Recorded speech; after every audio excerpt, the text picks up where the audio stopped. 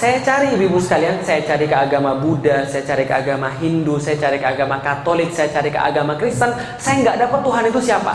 Lah kenapa? Karena nggak memuaskan akal. Yang tadi saya cerita, saya keluar dari agama Katolik karena nggak muasin akal. Hindu sama, Buddha sama, Katolik sama, Kristen sama. Yang saya belum cari cuma Islam. Akhirnya saya memberanikan diri cari ke Islam SMP kelas 3. Yang saya dapetin apa? Pulang dari sekolah, tiba-tiba saya dikeroyok 7 orang, digebukin gak sempat balas. Karena saya cuma sendirian, yang ngebukin saya 7 orang. Setelah saya digebukin, saya nanya, minimal kasih tahu saya alasan kenapa saya digebukin. Orangnya jawab, karena matamu sipit. Gitu kan ya. Oh, berarti ini yang diajarin sama orang muslim ini. Orang Islam suka nyakitin orang lain, gitu kan ya, suka mukulin orang lain, tidak adil, jahat dan sebagainya. Itu pandangan saya. Sehingga pandangan saya SMP kelas 3, saya percaya ada Tuhan, tapi saya nggak percaya sama agama. Udah naik kelas ya. Tadi kan nggak percaya Tuhan.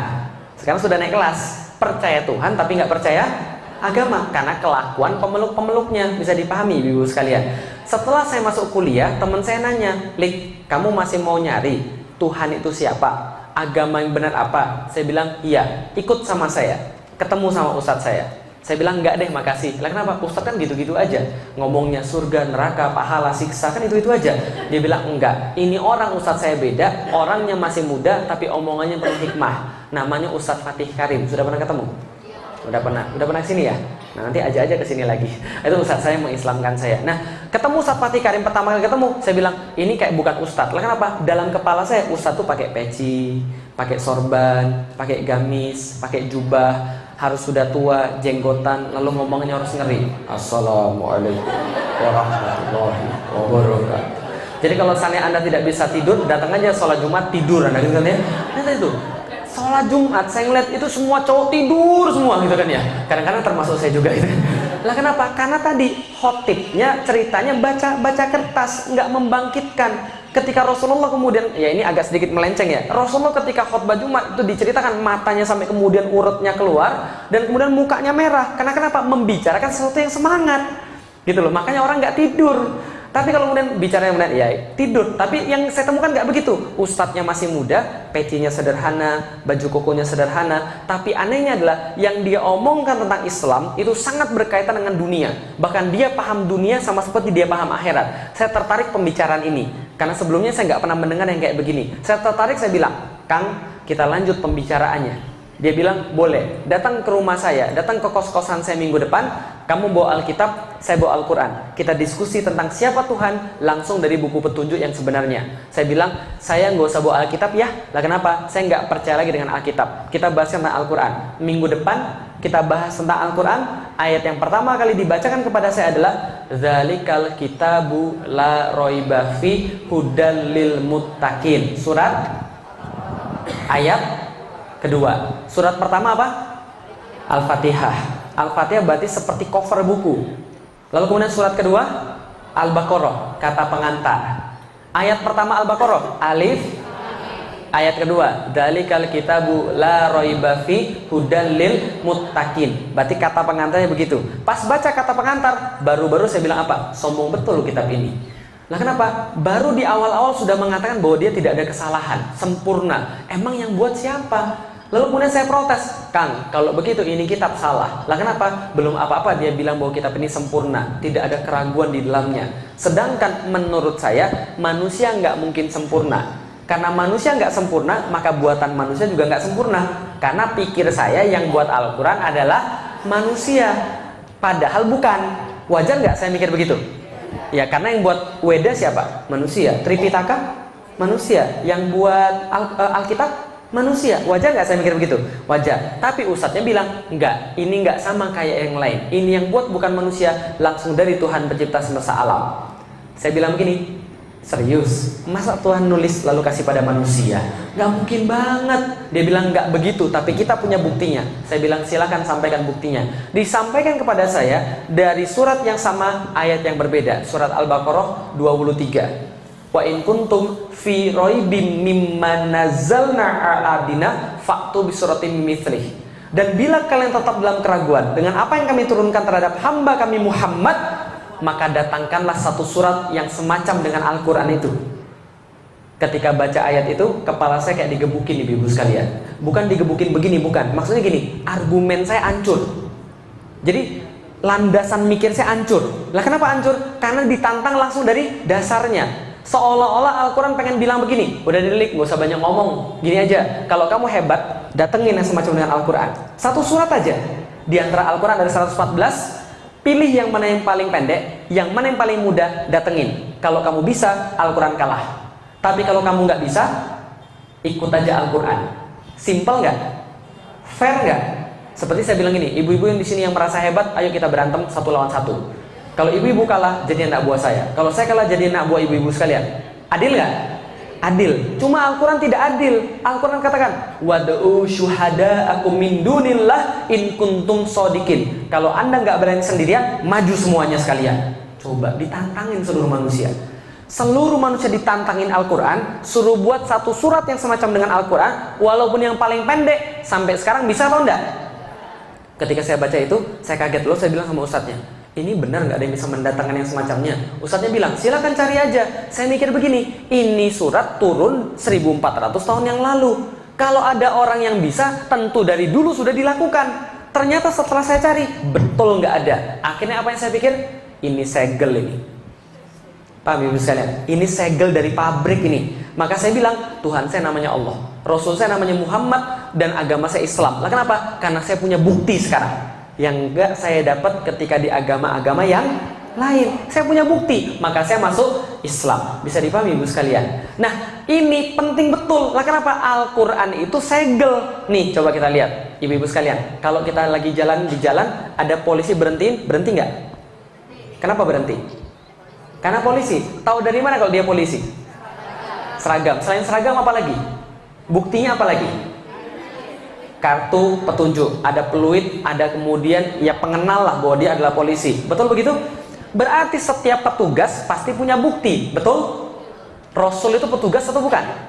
Petugas. Petugasnya siapa? Turun ke dunia, bawa bukti nggak? Kalau dia dari Allah, apa buktinya? Bukan. Setiap nabi-nabi buktinya apa namanya? Mujizat. Mujizat artinya bukti. Mujizat artinya bukti. Salah. Mujizat artinya keajaiban. Salah. Mujizat artinya, ingat baik-baik, mujizat asal katanya ajaza. Ain jim za. Itu asal katanya. Ajaza. Ajaza artinya lemah. Hati-hati ya. Al-Aziz itu yang maha kuat, Allah. Tapi kalau Al-Ajiz itu yang maha lemah. Jadi kalau ngomong bahasa Arab itu hati-hati. Kalau salah dikit aja makhrajnya, salah semua. Kolbu itu hati, kalbu itu anjing. Hati-hati. Harus kolbu, ada kol-kolahnya. Kolbu. Kalau kalbu, anjing. Kalau kolbu, jelas ya? Ajaza artinya lemah. Mukjizat artinya yang melemahkan. Loh, kok yang melemahkan? Jadi gini ceritanya. Setiap nabi turun, itu selalu membawa sesuatu yang membuat yang lain terasa lemah terhadap itu. Makanya mukjizat tergantung tren. Tergantung apa? Tren. Contoh, Nabi Musa. Trennya apa waktu itu? Sihir, yang lagi keren. Orang yang bisa sihir dianggap hebat, dianggap kuat, dianggap luar biasa. Nabi Musa turun, bawa yang lebih hebat daripada sihir. Apa itu? Apa buktinya diberikan Allah? Tongkat. Bisa berubah jadi? Bisa membelah laut. Setelah Nabi Musa wafat, apakah mujizatnya masih ada? Masih ada tongkat yang model begitu? Kalau masih ada, saya mau beli 2. Nggak ada lagi tongkat model begitu. Semua mujizat diangkat ketika nabinya wafat. Ganti masa Nabi Daud. Nabi Daud yang lagi ngetren apa? Nabi Daud yang lagi ngetren apa di masa itu? Perang. Orang yang paling hebat adalah orang yang paling gede badannya. Maka ada cerita Jalut. Jalut itu orang Filistin, yang orang Filistin badannya di atas rata-rata. Nah ini Jalut orang yang paling bongsor di antara Filistin. Berarti lebih gede lagi. Maka orang gede kuat. Maka diturunkan Nabi Daud dengan mujizat, bisa melembutkan besi. Dia pakai baju zirah, dia pakai baju besi, menang jadi raja. Gitu kan ya? Nabi Sulaiman anaknya Nabi Daud lagi ngetren apa? Buat gedung-gedung megah, kendaraan-kendaraan super cepat, dan sihir-sihir yang mematikan. Maka Allah kasih dia orang naik kendaraan biasa unta, dia kendaraannya apa? Angin.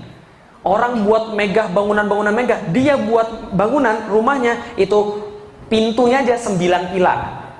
Pintunya doang. Tehelnya kaca semua.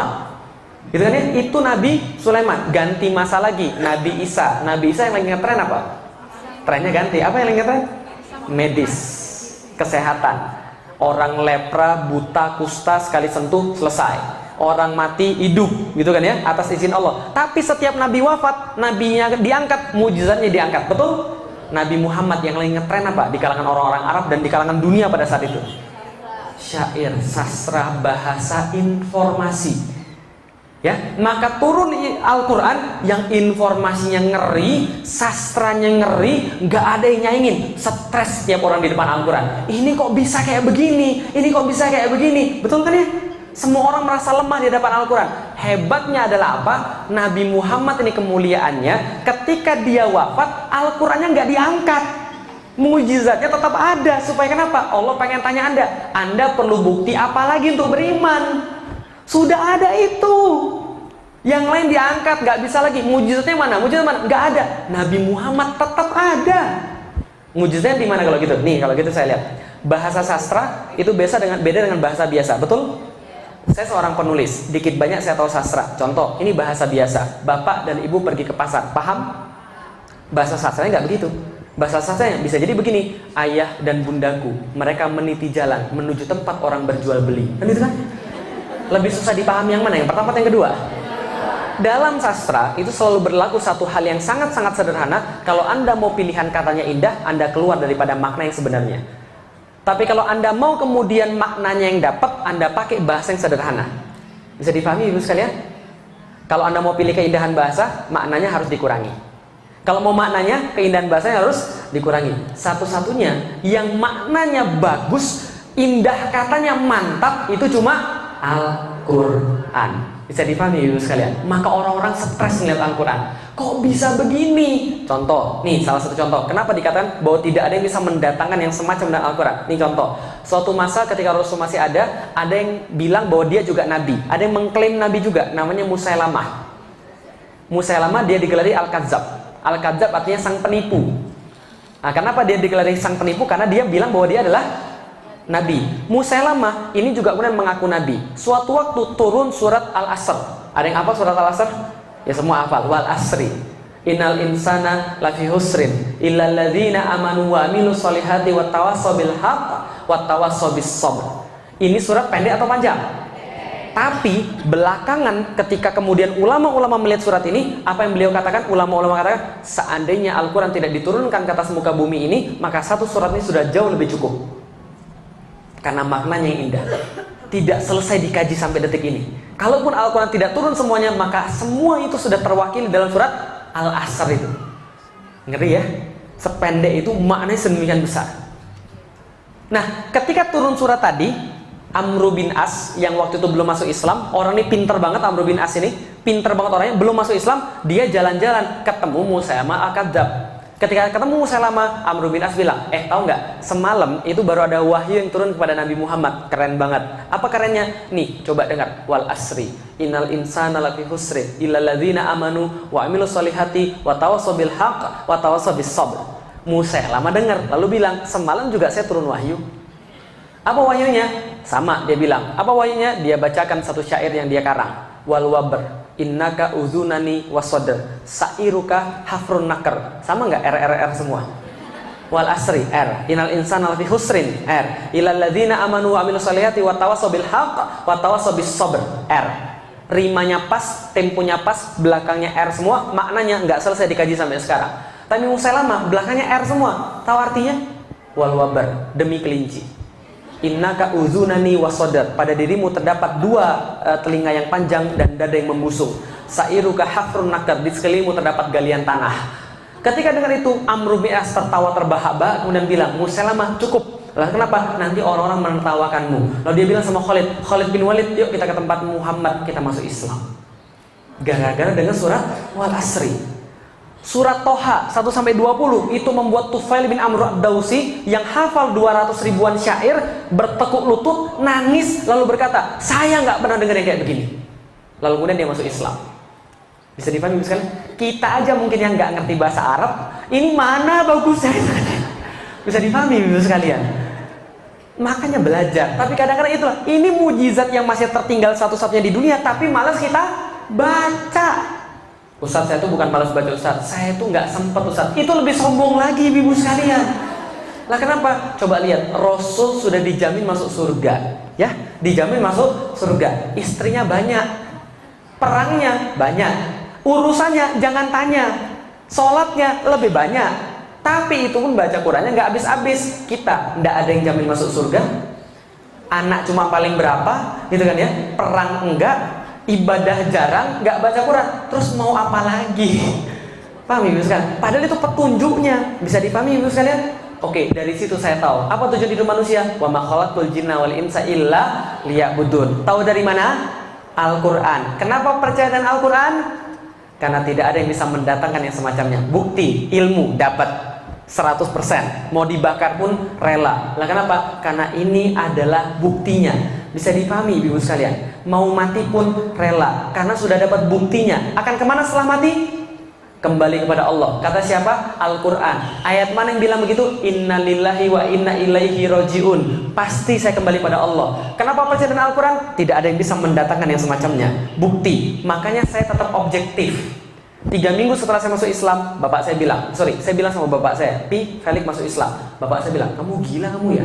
Enggak. Kenapa kamu masuk Islam? Karena ini agama yang paling benar. Kamu itu gila. Nih, papi ajak pergi gereja, kita diskusi dengan pastor-pastor. Saya bilang, gak usah repot, gini aja. Seluruh pastor ajak ke rumah, seluruh suster ajak ke rumah. Mereka bawa Alkitab, saya bawa Al-Quran. Kalau mereka bisa menunjukkan ada yang salah di dalam Al-Quran, saya balik lagi ke dalam agama mereka. Tapi kalau mereka nggak bisa dan saya bisa menunjukkan di situ ada yang salah, mereka masuk Islam. Mau nggak? Nggak mau, nggak jadi. Loh, bukan kita yang sombong. Kita nggak boleh sombong, tapi Allah boleh nggak sombong? Maka ulama-ulama mengatakan surat Al-Baqarah ayat 23 itu adalah semacam tanda-tanda kesombongan Allah terhadap manusia yang merasa dirinya lebih kuat daripada Allah, dirinya lebih tahu daripada Allah, atau dirinya lebih besar daripada Allah. Gak ada. Maka sampai sekarang saya fair. Kalau ada yang bisa mendatangkan Al-Quran yang semacam dengan Al-Quran, saya sekarang juga keluar dari Islam dan saya masuk agama dia. Tapi kalau dia tidak mampu, harusnya dia masuk. Bisa dipahami ibu sekalian? Loh kok Ustaz berani bilang begitu? Ya beranilah, Allah yang jamin. Bisa dipahami ibu sekalian? Itu mujizat loh, Allah yang jamin. Maka kita harus percaya. Karena itu sudah 1400 tahun gak ada yang bisa datangin semacamnya.